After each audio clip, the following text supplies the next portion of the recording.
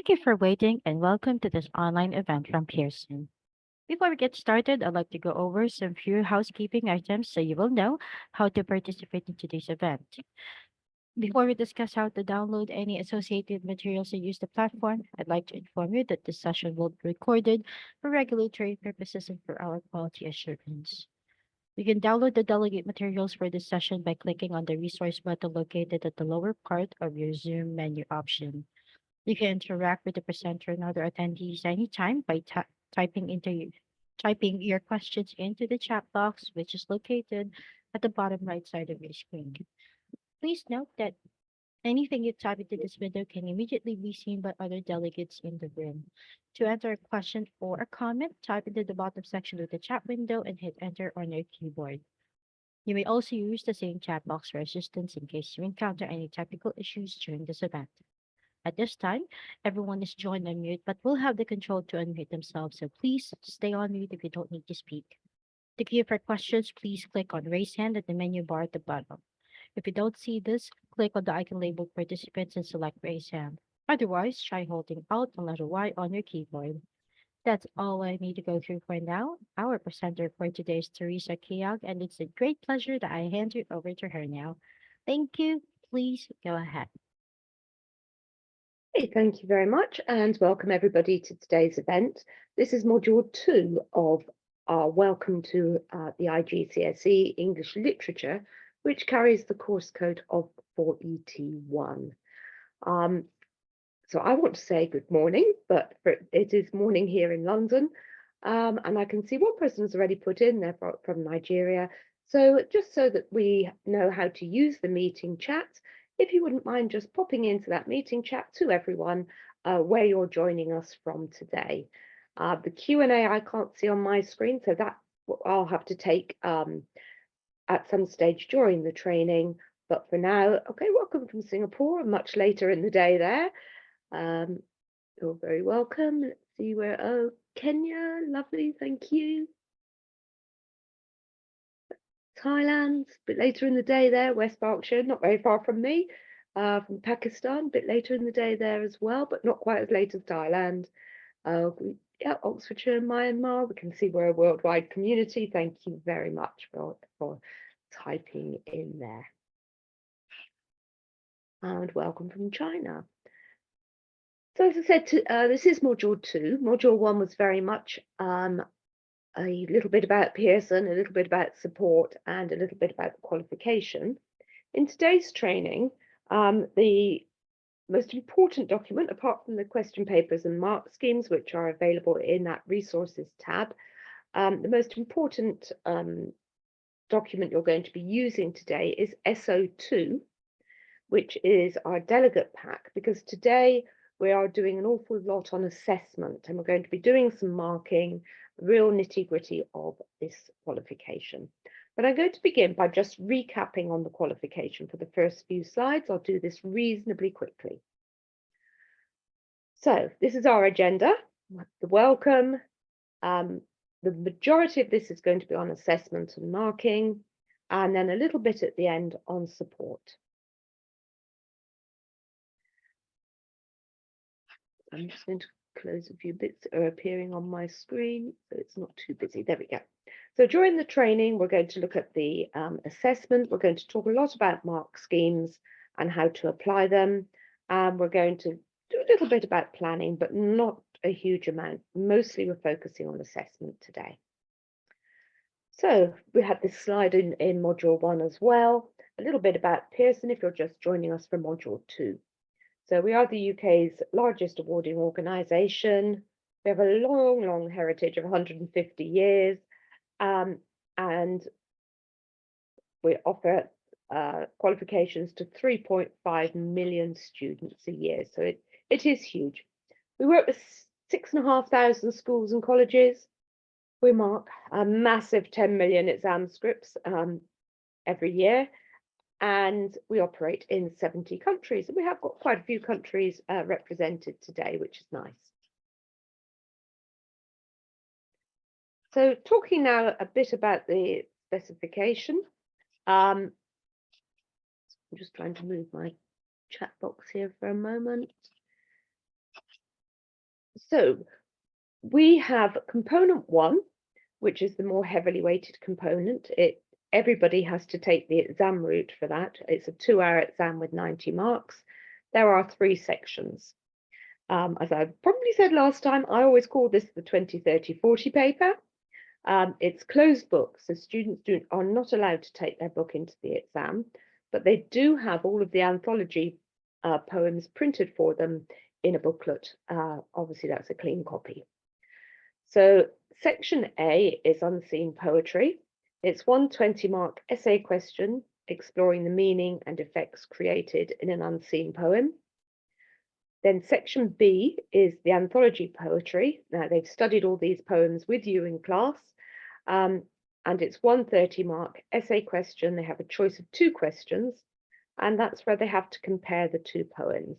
Now, that's part 3 of the anthology, because parts 1 and 2 of the Pearson International Anthology are for the 4EA English language specification.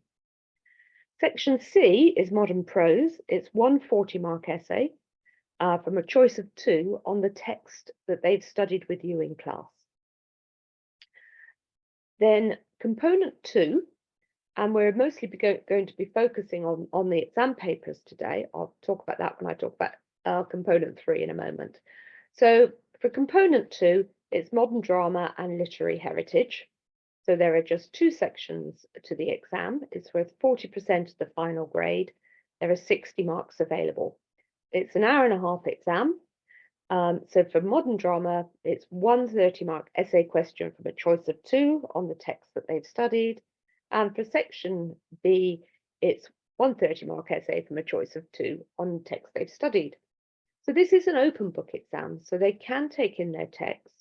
It must be a prescribed edition from the specification, and it must be a clean copy. Now, we're not really going to cover coursework today because there is a separate training on coursework, and that is available for you.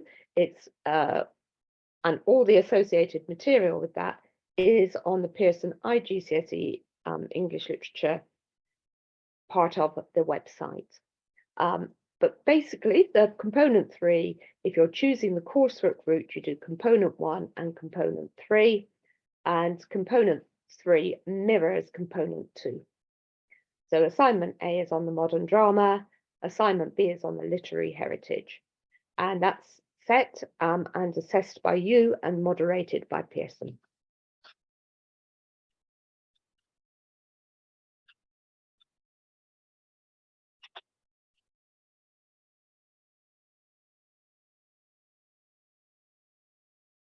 So the specification is a key document, and this gets updated as there are changes to the specification. So it's very important that you're using the latest edition of both the specification and the sample assessment materials, and they are available for you in today's download. Specification obviously is what you need to have read and be very familiar with before you start teaching. It's got the content, the assessment, the core objectives of the course.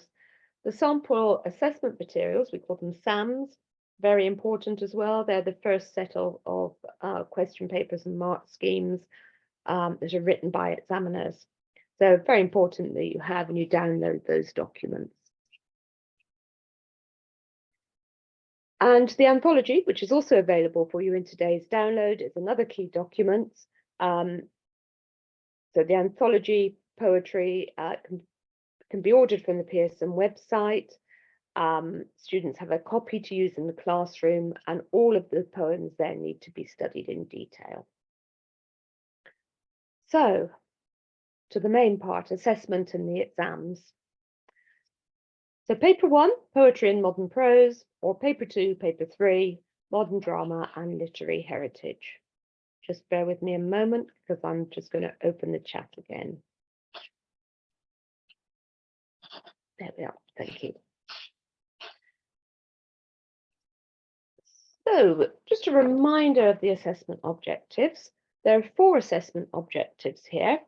AO1, which is demonstrate a close knowledge and understanding of text, maintaining a critical style and presenting an informed personal engagement. AO2, analyze the language form and structure used by the writer to create meanings and effects. AO3, explore links and connections between texts.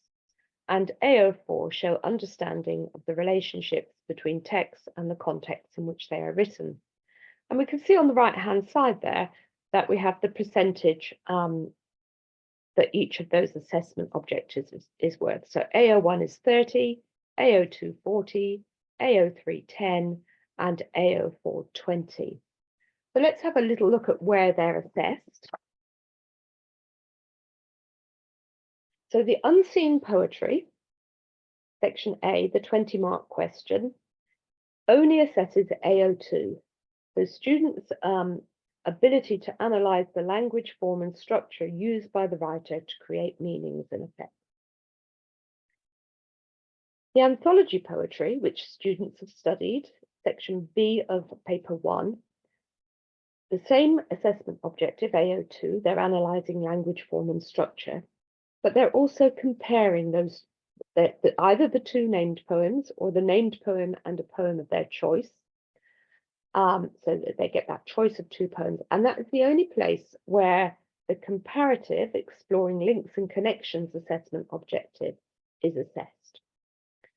And in section C, the modern prose text that they've studied, we're looking at AO1, demonstrate a close knowledge and understanding of text, their critical style, they're presenting an informed personal engagements. And this is where we're also looking at AO4, so their understanding of the relationship between text and context. Then moving on to paper 2 or the coursework, paper 3. For the modern drama text, we're looking at their knowledge and understanding of the text, their style, their informed personal engagement, and their analysis of language form and structure. And for the literary heritage one, we're also adding in their understanding of context. So that's how it's assessed.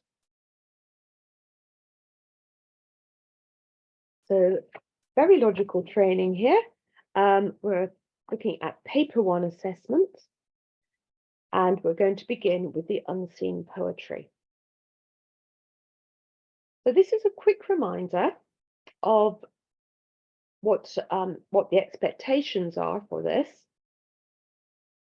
These are the demands of the unseen poetry. Remember, there's only one assessment objective in play here, the AO2, analysis of language form and structure. And this particular screenshot is from the specification. It's page 18 of the specification. So students will apply their knowledge of poetic form, content, and meaning to an unseen poem. Students must demonstrate understanding of how writers create literary effects using, for example, imagery, descriptive skills, language choice, tone and mood, structure and form. They understand and use appropriate literary terminology, and they identify and use relevant examples from the poems. So we're now going to look at the June 2023 exam paper.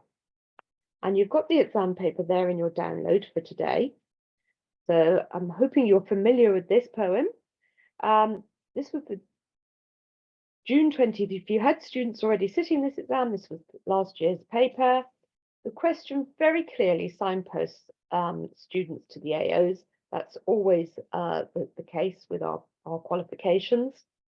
So the question was, explore how the writer presents the speaker's thoughts about her neighbours in this poem.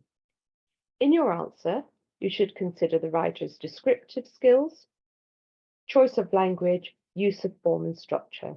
Support your answer with examples from the poem. So I'm just going to give you a moment to read through that poem, remind yourself of it before we go on to look at the mark scheme, and I'll just pop that in the chat.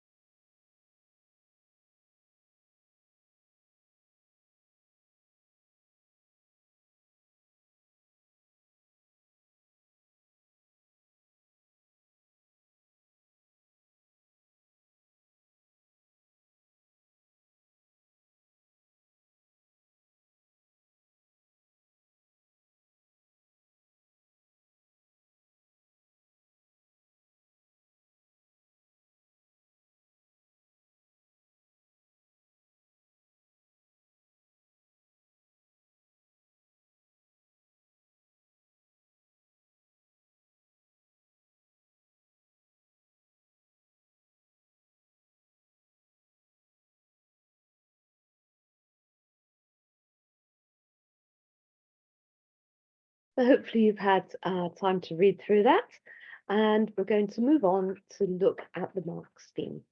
So you also have the mark schemes available in your download documents today. So we're just looking at AO2, and we've got 2 bullet points here. The first refers to the language form and structure, and the second refers to the examples used by the student. So in level 1, it's simple in terms of language form and structure, and the examples are limited.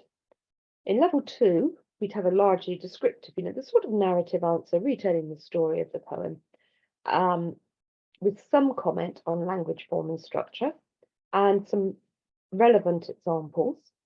Then in level 3, we'd be looking at a student who shows an understanding of the range of language form and structure and links these to the effect on the reader.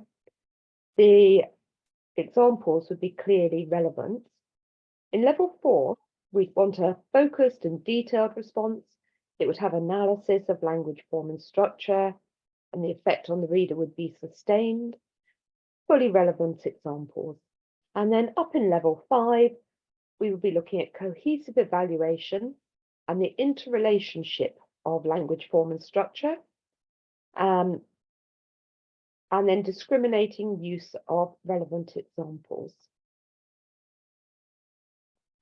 So now we're going to look at what the principal examiner had to say about performance. Now, there is much more of this in the examiner report, but these are just a few snippets from that examiner report.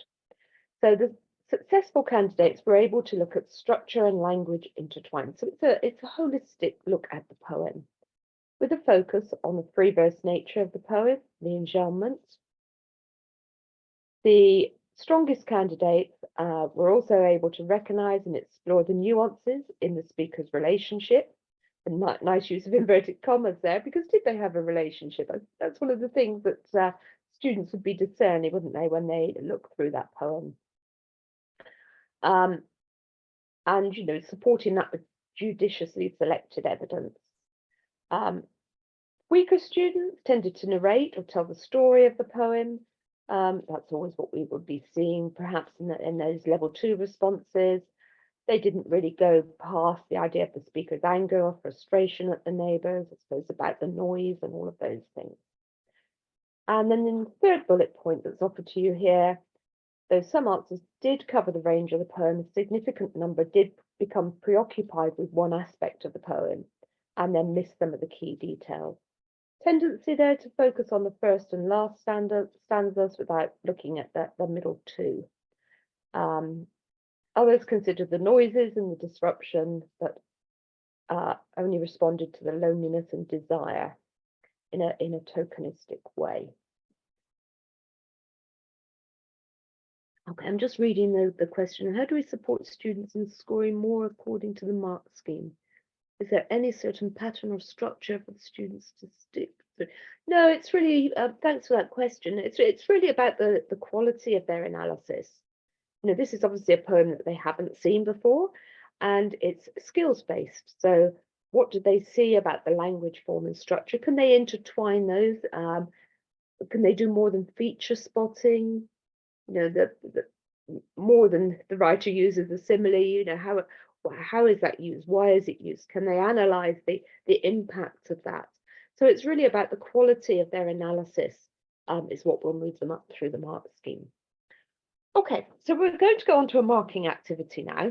There's quite a lot of marking in today's training, so that's why I'm going to focus you on that SO2 download.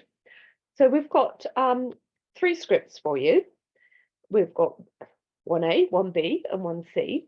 We're going to be looking at those. We've got a level 3, a level 4, and a level 5.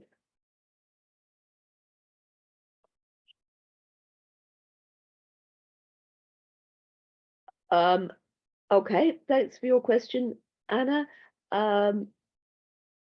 No, context is never in the unseen. Context is only in the prose, so section C of this paper 1, and in the literary heritage, so section B of paper 2 or section B of the coursework. Okay, so 1A, 1B, 1C, a level 3, a level 4, and a level 5. Please, can you have a read through? I'm going to go on mute. I'll put the task in the text chat. I'll be on mute for maybe 5 or 6 minutes. Give you time just to look at the mark scheme, decide which one is level 3, which one is level 4, and which one is level 5, and then I'll give you some feedback on them. Thank you.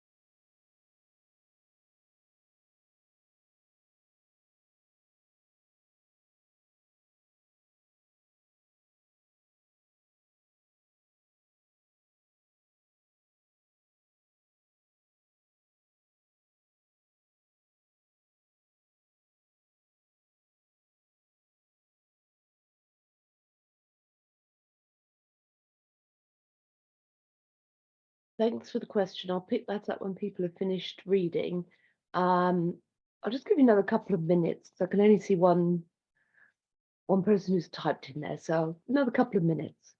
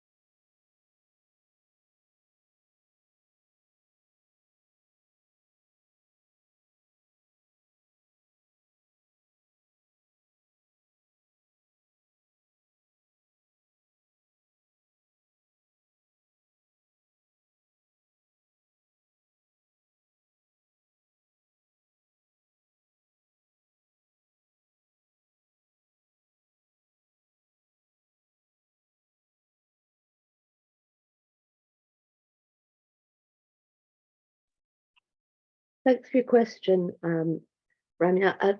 There's no formula as such to answering the question. Obviously, we are looking at their ability to analyze language form and structure.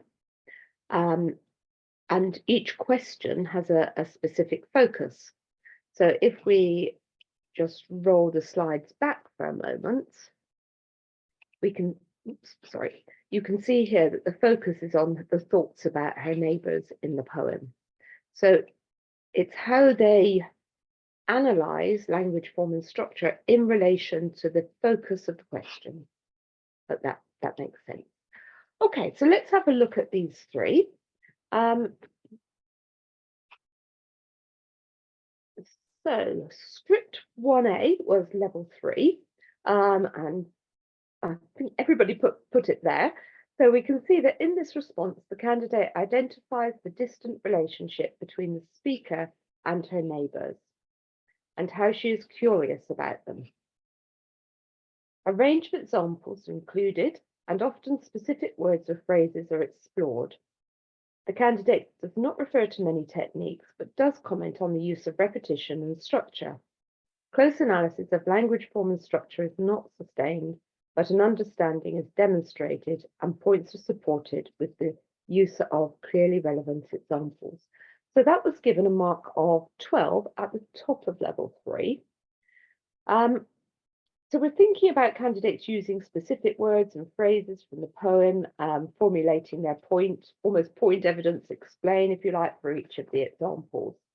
So the point being something quite concrete that could be explored, or a device, but linked to the question, how the device reveals the speaker's thoughts about her neighbours.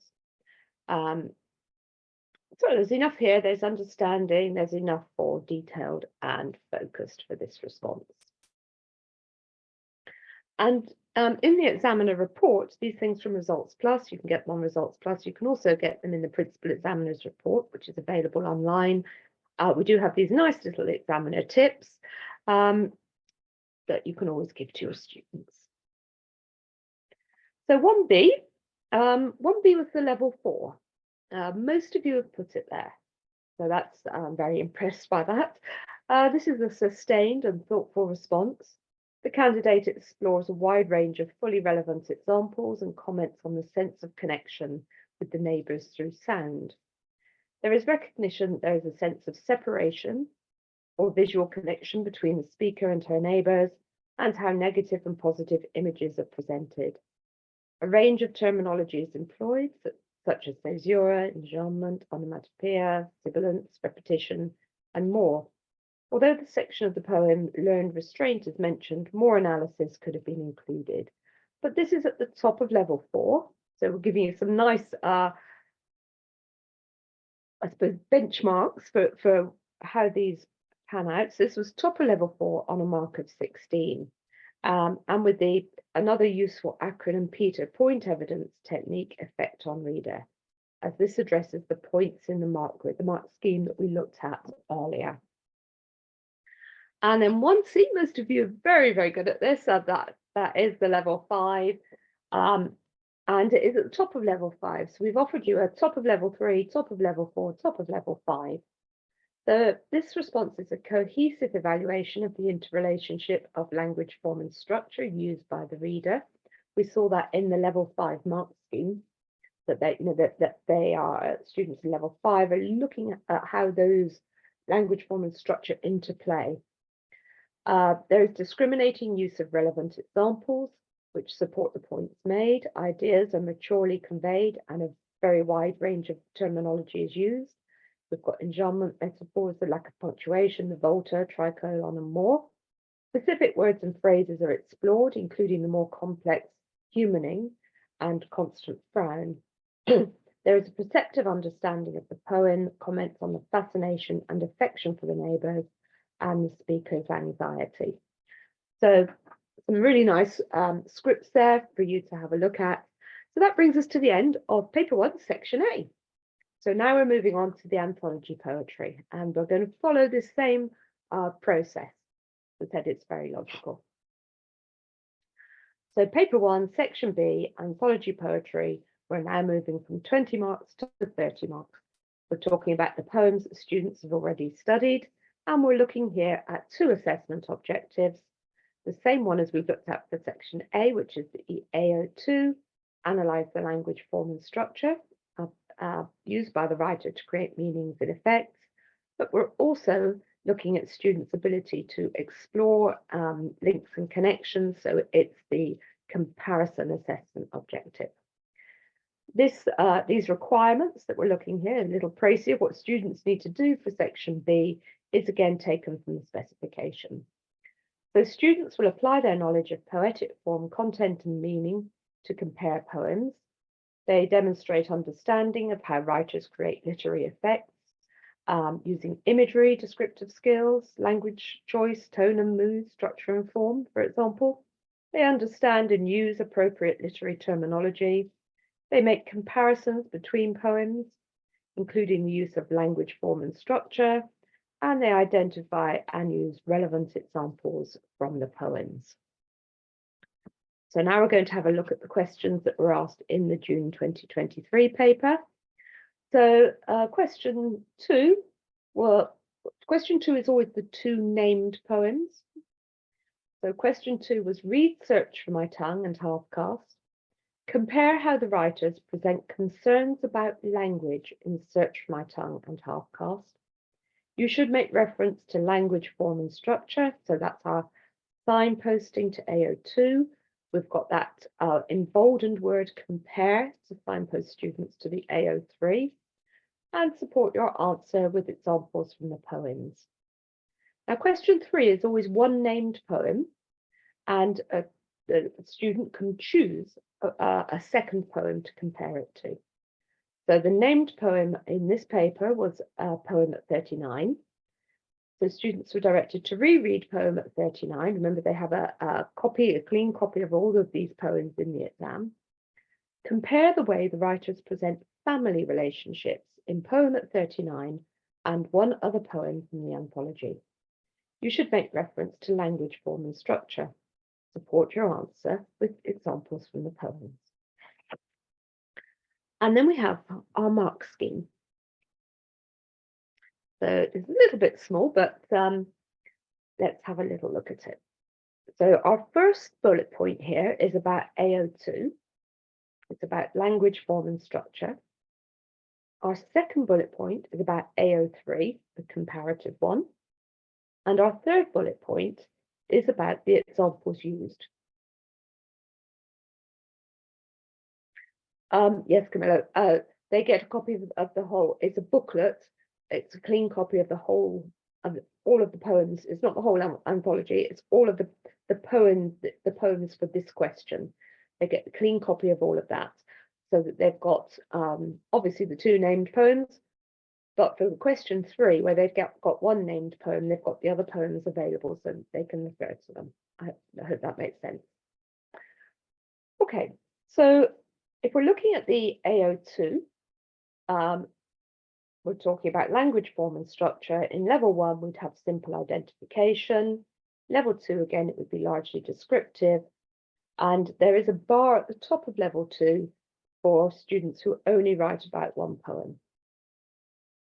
In level 3, we'd have an understanding of the range of language, form and structure.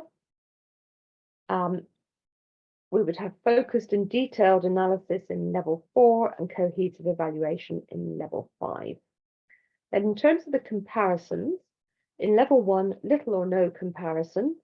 In level 2, underdeveloped comparison. In level 3, compares and contrasts a range of points. In level 4, compares and contrasts the poems effectively. And in level 5, compares and contrasts the poems perceptively. And then in terms of the examples used, limited in level 1, some use of relevant examples in level 2, clearly relevant examples in level 3, fully relevant examples in level 4, and then discriminating use of examples in level 5. Okay. So following the same structure, we've got a few. These are just a few. There are lots more points in the examiner report. These are just a few of them. Question created some strong, this is question 2, strong results for the able candidates exploring comparisons such as the nature of phonetic spelling, the imagery used, and even the different tone of the poems. Many candidates struggle to stay focused on the concerns about language, with the number deviating to looking at how identity is explored in each poem respectively. More capable candidates intertwine their comparisons seamlessly. Weaker ones simply explored one poem, then another, with the words similarly or contrastingly in the middle. Most commented confidently on the contrast between the 2 forms and picked up on the imagery in the poems. Candidates seemed more confident with the but than the agard, which did often lead to an imbalance in the coverage of the 2 poems. Whereas the but poem was explored quite thoroughly, much of the discussion of agard was confined to the imagery of the symphony, the painting, the confrontational tone, the use of patois, and the ridiculousness of being half. Only the strongest candidates were able to fully engage with the whole of the poem. So that's from the examiner report. So again, we've got a marking activity for you. Now, a little bit of complication here. So there are 3 examples here. We've got 2A and 2B, which are from the questions I showed you earlier. Sorry, 2A and 3A from the questions I showed you earlier. 2B is from the R paper. Now, we talked a little bit about the R paper in module 1. So the R paper is the regional paper. It's about time difference. So they are of the same standard, but the R paper question for last summer was reread If and Prayer Before Birth. Compare how the writers present thoughts about life in those 2 poems. So again, we're going to give you a little bit longer here because obviously you may want to go and have a little look at the poems, just to remind you, particularly if you're new to Pearson, you haven't read the poems before. And again, we don't have specific marks for these ones, but we do have levels for you. So one is a level 3, one is a level 4, and one is a level 5. So I'm going to mute, and I'm just going. So Anna, your question: is there any tips and tricks also about how much time they spend on each section? People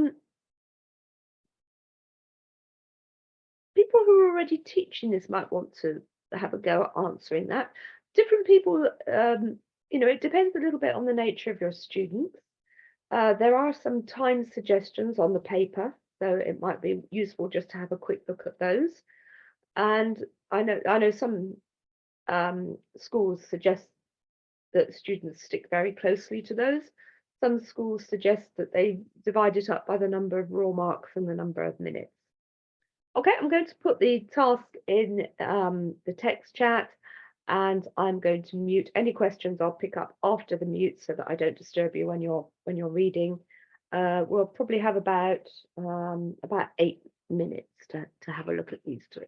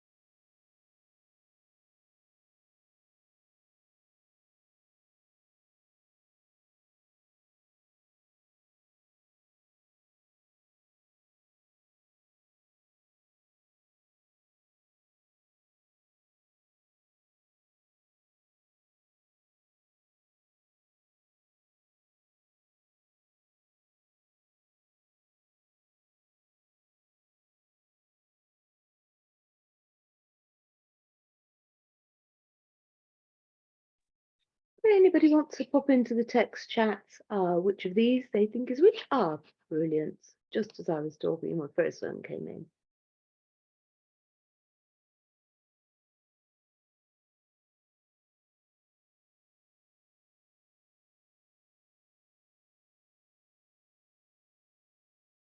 Okay, so all will be revealed in a moment.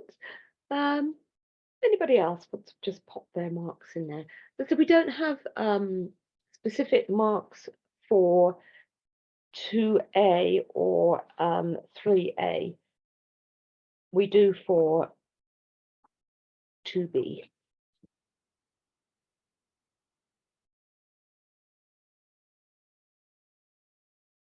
I'll just wait for a couple more marks to come in.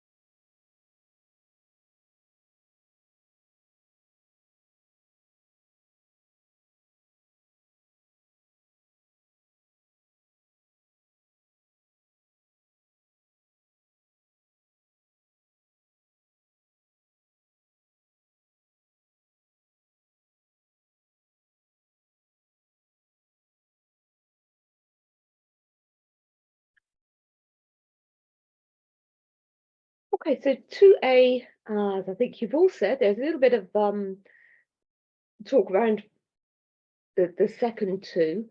They are a 3, 4, and a 5. So if you're putting in 3, 4, 4, one of them is a 5. Okay, so 2A is our level 3 response. If we look at this one, we can see that the candidate demonstrates an understanding of a range of language, form, and structure, but it's stronger on search for my tongue. The comments on half-caste tend to focus on the use of language, doesn't consider how Agard challenges people to reconsider their use of the offending phrase. You know, even if we think about that start of that poem, you know, it's going to be standing on one leg. You know, there's lots to talk about. There are relevant points about metaphors, rhetorical statements, and Butt's use of Gujarati. More coverage would have benefited the response further. Close analysis is not sustained, so it was a level 3, and the examiner tip there, of course, is to practice using those discourse markers. You know, in contrast, in comparison, you know, similarly, all of those kind of things, which I'm sure you all teach. Okay, so 3A is a level 4 response. Most of you said that. Some of you were a little bit thinking this was the 5 and the other one was the 4. But this one is actually focused and detailed. The analysis of the AO2, the language, form, and structure, is sustained here. We've got poem at 39, and the student has chosen piano. Considers how one is from the viewpoint of the daughter about her father, compared with the other being about the mother. Comment about how proud Walker is of her father, even though, you know, we've got some question over the kind whether it's possibly an abusive relationship. There's some thoughtful commentary offered, a variety of examples. There's a range of terminology in there, enjambment, nouns, adjectives, etc. Some effective comparisons. It needs a little bit more coverage to push it up into level 5, really. And again, that results plus tip that, you know, to maintain the focus, they should be, you know, relating their points back to the question. It will make sure that where they're going is actually answering the question. And then 2B, the one from the R paper, we do have the mark for this, it's 27. So I can see why, if some of you were thinking this was the 4, it's not at the top of 5, you know, it's not a 30 marker, it's a 27. There is a cohesive evaluation of that language form and structure. This is a student who knows how those sit together to create the impact. A varied range of comparisons made here. The relevant examples, selected words and phrases. There's some detailed exploration there. The candidate identifies that both poems consider society and the difficulties or dangers faced throughout life. A range of techniques are included effortlessly within the response: structure, repetition, metaphors, anaphora, imagery, tone, etc. Assured response, but some examples could have been explored in more detail. Okay, so that brings us to the end of our anthology part of the paper, section B. So now we're moving on to modern prose, which is our section C of the paper. So again, an overview of the expectation. We're now looking at two assessment objectives. This is where we're at the only place in this paper where we're looking at context. So we're looking at AO1, demonstrate a close knowledge and understanding of the text, maintaining a critical style and presenting an informed personal engagement. And then the AO4, context, show understanding of the relationships between text and context in which they are written. So again, this is from the specification. The students demonstrate their knowledge and understanding of their chosen prose text. Students should also understand the relationship between their prose text and the context in which it was written. Students must demonstrate a close understanding of their text, maintain a critical style, present an informed personal engagement, identify and use relevant examples from their prose text, and understand the influence of contextual factors on the interpretation of text. So Of Mice and Men is one of our more popular texts, and these are the 2023 Of Mice and Men questions. We're now on page 7 of the question paper. So there are 2 questions on every text, and students choose one of them. So question 6 was discuss the theme of responsibility in Of Mice and Men. So that's our signposting to AO1, and then signposting to AO4. You must consider the context of the novel in your answer. Or they could have chosen explore Candy's relationship with others, including his old dog in the novel. And again, the signposting to the AO4 there. So changing mark schemes again. Now these assessment objectives are equally weighted in this question, but we would not be expecting to see as much AO4 as we would AO1, because it's a literary essay and not a history essay.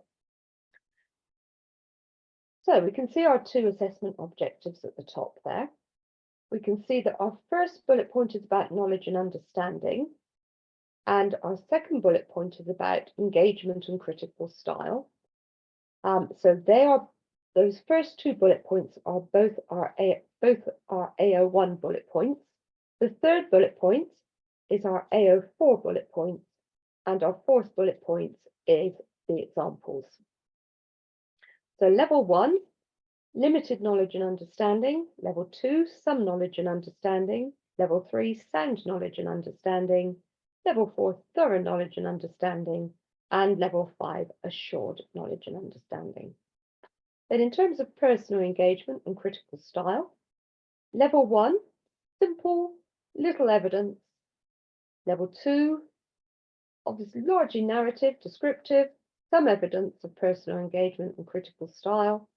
Level 3, relevant personal engagement, appropriate critical style.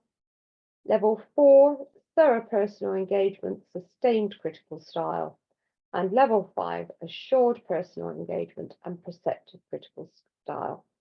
And then in terms of our examples, they would be limited in level 1, some use of relevant examples in level 2, clearly relevant examples in level 3, and fully relevant examples in level 4, and discriminating use of relevant examples in level 5.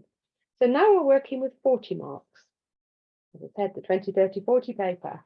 So we're working now with 40 marks. So this slide, it just gives some general comments and an overview of all of the text. And then we'll look at some specific comments on question 6 in a moment. So candidate, what did they do well in the prose section? Short embedded quotations, good knowledge of the context and how it impacted the text, weave the context into the essay rather than bulking it on, and answer the question clearly. Candidates who did less well, didn't know the text as well, used long quotations and were descriptive, narrative, retold the story, and bulked on too much context at the beginning or at the end of paragraphs. So now let's look specifically at the principal examiner's feedback on question 6. Again, this is from the examiner report, which you can download. For this most popular text, there was almost a balance of responses across the questions, so question 6 and question 7.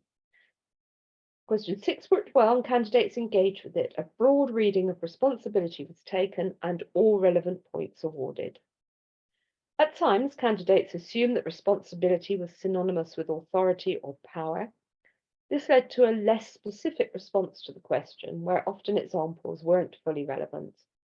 Those candidates who had a more discerning approach explored responsibility in relation to George and Lenny, Slim, Candy and his dog, and even roles within the ranch.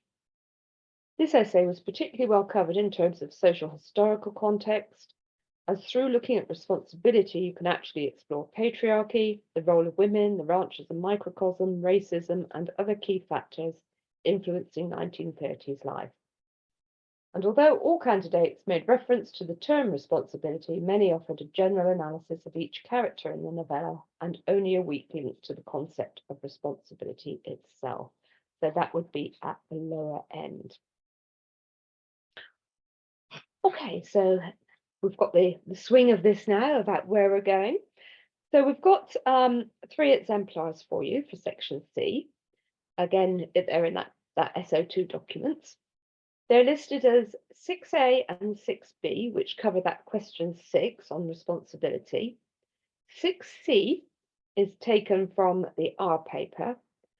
And the question there was, several characters have little or no power at all. How far do you agree with this view? Obviously, there would be the link to the context as well. Now, again, we've got a level 3, a level 4, and a level 5. So I'm going to mute again and give you about 8 or 9 minutes for you to come back with your which one is level 3, which one is level 4, and which one is level 5. I'll pop that into the text chat. Thank you.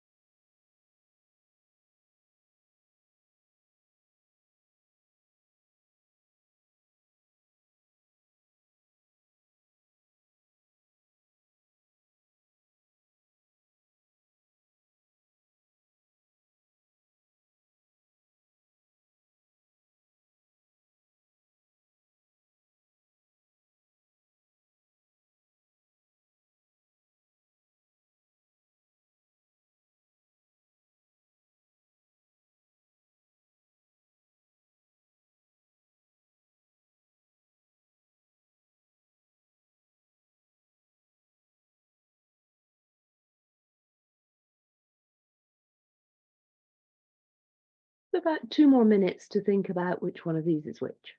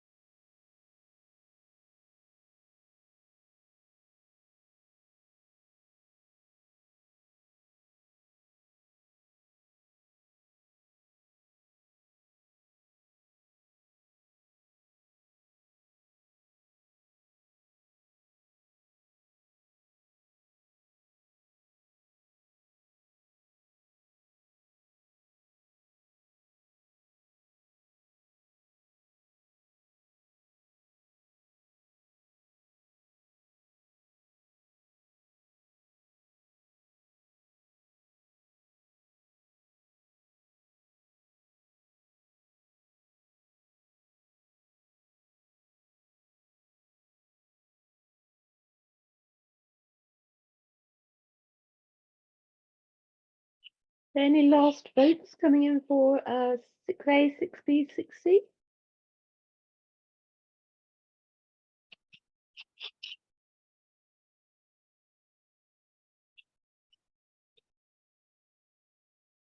So 6A was level 3 on 24 marks, so at the top of level 3. Starts with some contextual comments, goes on to discuss some of the responsibilities that George has for looking after Lenny, how George promised Lenny's Aunt Clara that she would look after him. Candidate also considers Slim and his role on the ranch. Contextual points are included throughout, relevant to the points made. The candidate demonstrates a sound knowledge and understanding of responsibility within the novel. Examples are clearly relevant, but obviously the range of coverage isn't huge. And then we've got the little bit about AO1, AO4 there, about responses being marked holistically. Okay, thank you. Lots of scores coming in there. Thank you very much. So 6B. And I think most of you have got this in all bar one. I think I've got this in level 5, and it was a top level 5 response. It's a 40 marker. Confident, mature, considers a wide range of examples, really from across the text. The student who's showing us that they know this book really well. Develops all of the points. There's some quotations, relevant contextual comments. Responsibilities of the boss, Curly, Slim, George, Lenny, Candy, Crooks, and attention to the finer detail confirms an assured and perceptive understanding there. And a little teaching tip there at the bottom, and as a little starter activity, getting students to list the key episodes or events where a character or a theme features in the text. And then 6C was towards the top of level 4. In level 4, we're working in the 25 to 32 range. This one was a 30. In this sustained response, the candidate considers characters with some little or no power on the ranch. Remembering this is the different question on the R paper. The characters of Curly and Slim are considered as having some power in the social hierarchy of the ranch. However, characters such as Curly's wife has little or no power, except for the time when she threatens Crooks. Crooks is considered as having least power, and comments in relation to segregation are included in this section. Of course, that's a fully relevant contextual points. Candidate also explores the character of Candy, who has no power over characters like Carson, who shoots his old dog. Some thoughtful comments are made, and the candidate answers the question when concluding that some characters have little or no power at all. Overall, the candidate demonstrates a thorough understanding of the novel, and a sustained critical style is adopted. Contextual details support the points made, and relevant examples are provided.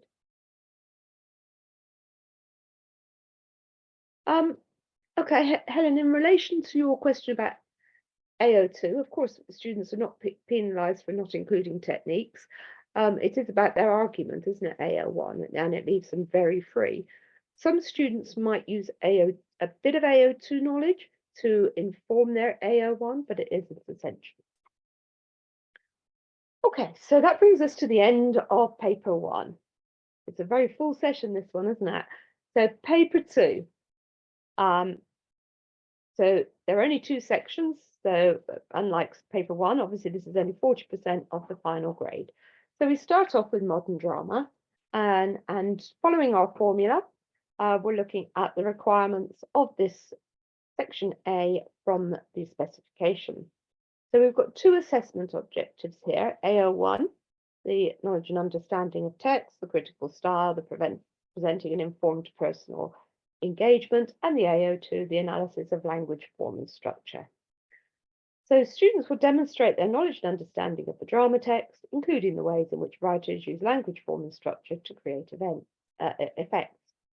Students must demonstrate a close understanding of their drama text, maintain a critical style, present an informed personal engagement, understand how writers create literary effects, understand and use appropriate literary terminology, because obviously we're talking about AO2 as well, identify and use relevant examples from the play.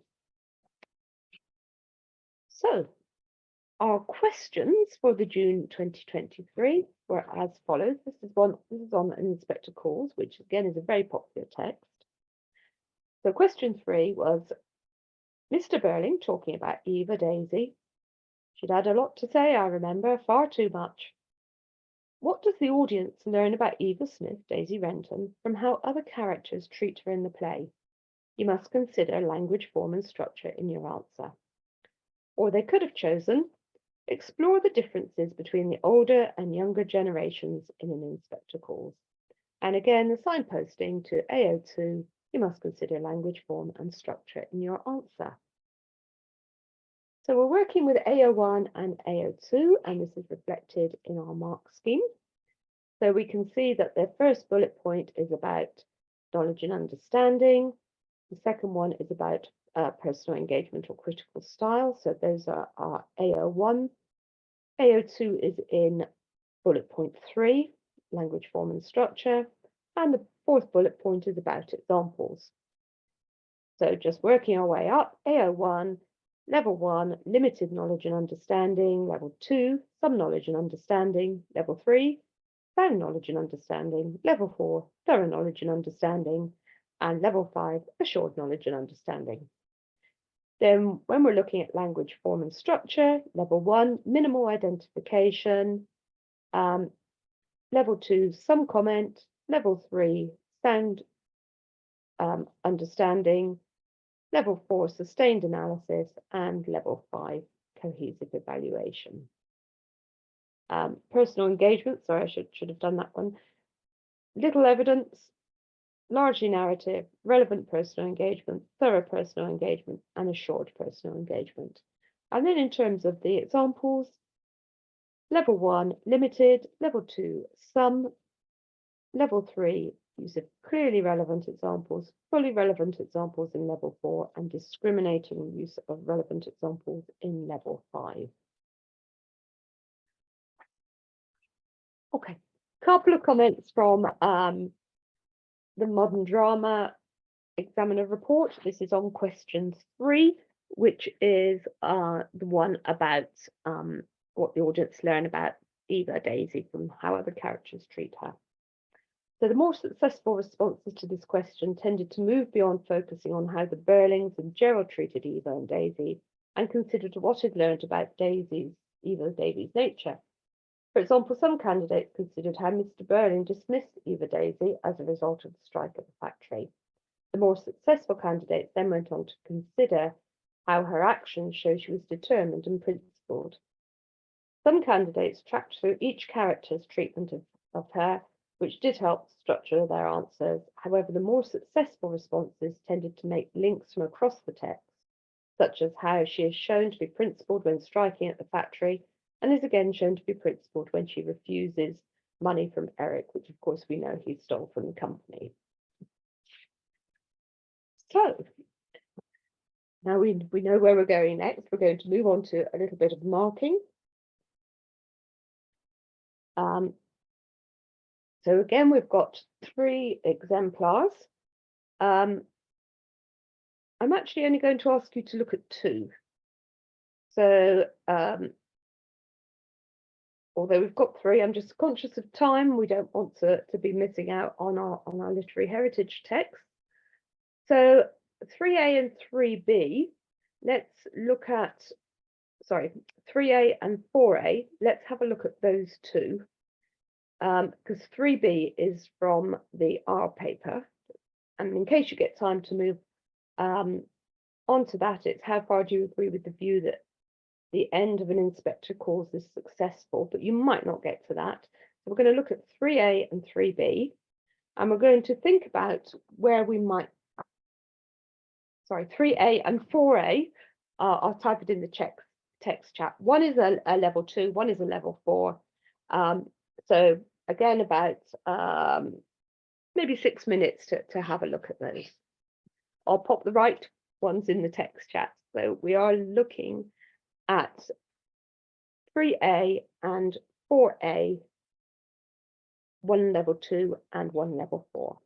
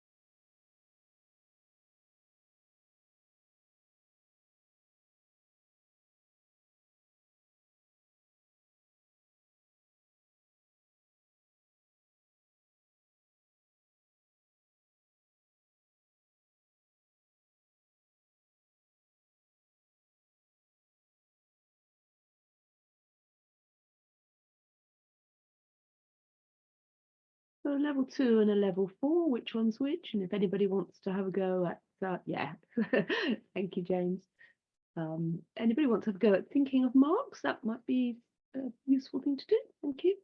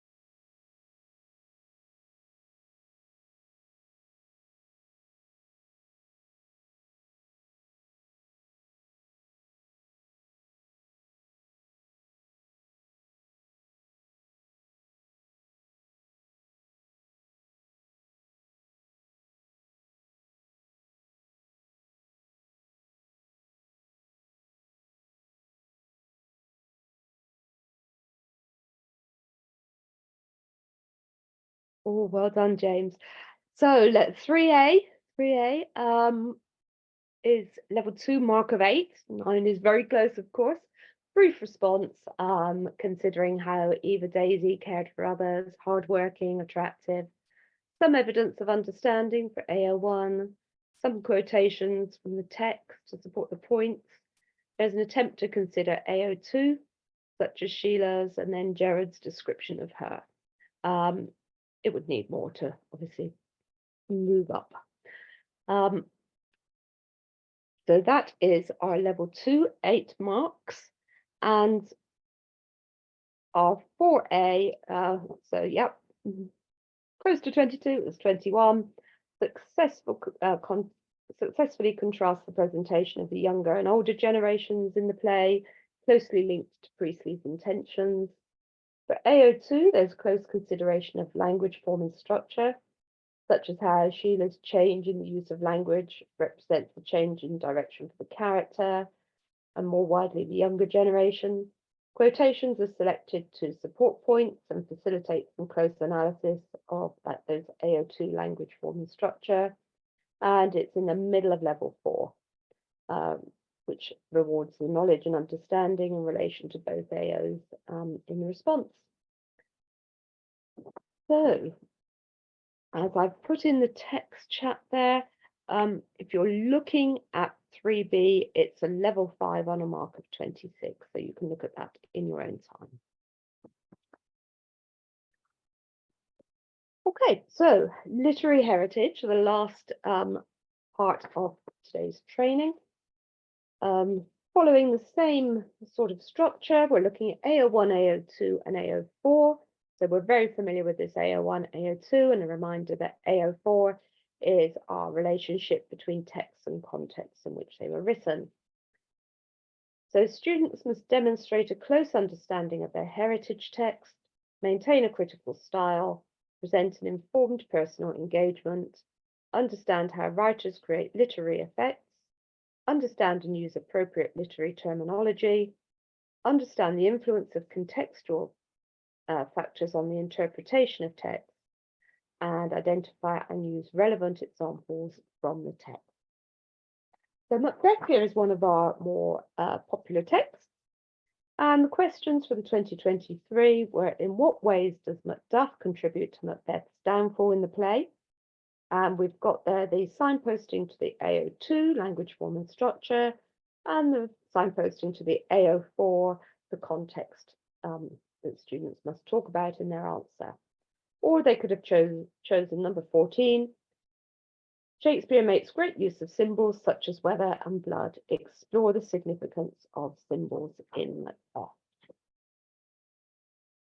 So we're very familiar now with the mark schemes. We've got the AO1, the AO2, and we can see there the AO4, which is our fourth bullet point as we go through the mark scheme.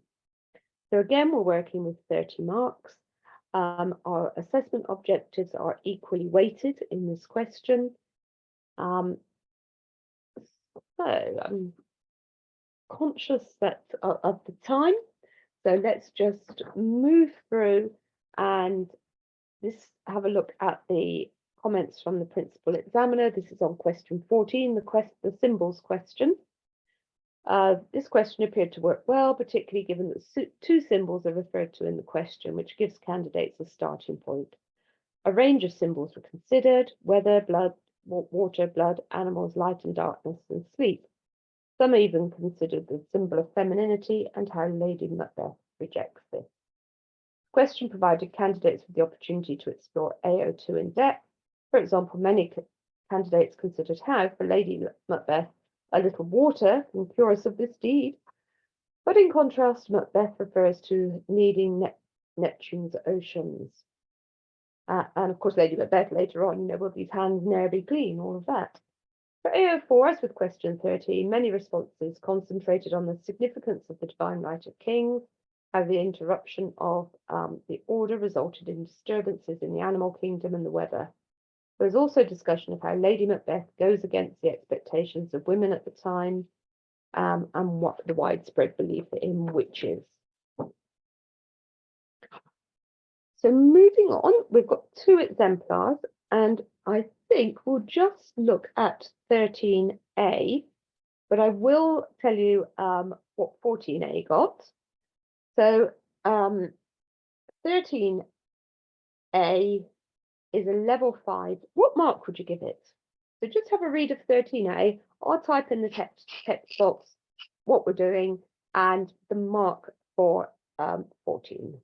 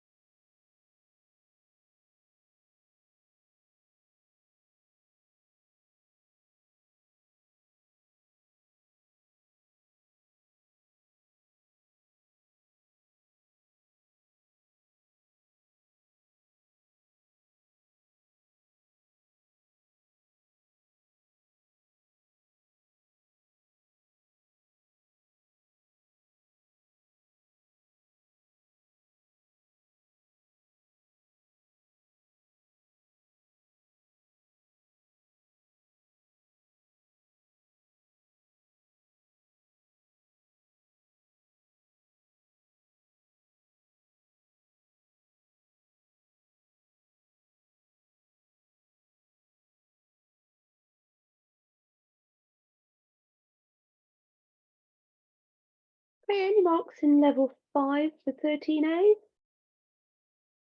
What do you think?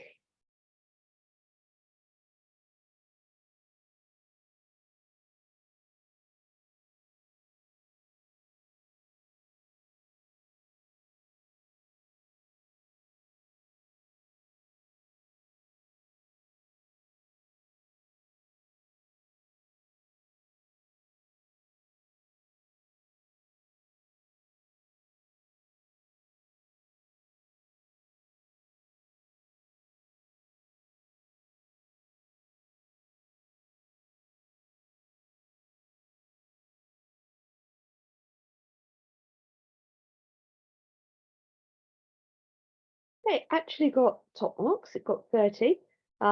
Sustains the focus on the question, addresses all the assessment objectives, including context throughout.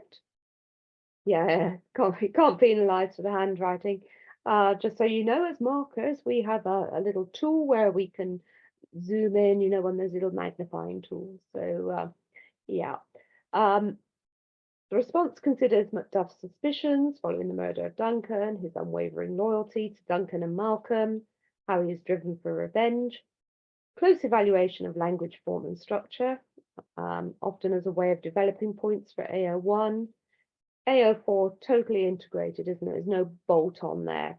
So it's very nice. It fulfills all the criteria, and therefore it was given 4 marks. And just a reminder there that context, there are some little things that could be included for you. Okay, as I said, we're not going to look at coursework today. Just a reminder though that coursework is the alternative to paper 2, and it assesses the 40%. It's 2 coursework assignments. They mirror the paper 2 sections A and B that we've been looking at. They consider whole text, but as I said, there's a lot on the website that will help you with that under the English Literature IGCSE 4ET tab. Okay, a little bit about support, just as we draw this all together here. So this is what I was talking about. This is the landing page where you'll find, actually this is the second page. This is if you click on the teaching and learning materials. You'll see there that there's the specification, the latest edition, and the sample assessment materials, all of the past exam papers, main paper and R paper, all of the mark schemes, all of the examiner reports. So lots of hints and tips, particularly if you're new. Forms and administration, so things there like forms for the coursework forms, all of those things, and then the teaching and learning resources and exemplars and so on. There is a course student book. Students don't have to have this. There are other places where you can find materials, but this one is available for you should you wish. Now, we did talk a little bit in module 1 about Claire. Claire is as I said, I think then I might have used the expression, she's the guru of all things English at Pearson. So if you're doing any of our English language international qualifications, either specification A or specification B, I'm going to answer your question in a moment. Literature, the international A level, the home A level, any of those qualifications, Claire would be the person. So in terms of registering for Results Plus and Exam Wizard, I would suggest you go to your exams officer because they will be able to get you logins. If that doesn't work, yep, okay. If that doesn't work, you know, you could email Claire, but I think your exams officer should be able to solve that problem. So any further questions? Before I finish, I would like just to say to you, thank you very much for being so focused on this marking today. It's a very, very full-on session, module 2, because we try and give you a marking experience and talk about assessment for, you know, every aspect of papers 1 and 2. So it is very full. So thank you for typing in the text chat. I hope you've got plenty of benchmark scripts there for you to take away, but there are others for every series in the examiner reports, and there are lots of tips, so examiner tips in the examiner reports as well, and they're all available to you online. The 2023 ones, of course, are under a padlock for you so that your students can't access them because you might want to use them for your mocks. So that is the end of me talking. I'm just going to pass you back now for the event to be closed. So over to you, Ellie. Thank you very much. Thank you so much. And thank you everyone for attending today's session. We hope you found the session useful. Have a wonderful day and stay safe. You may now all disconnect to the session.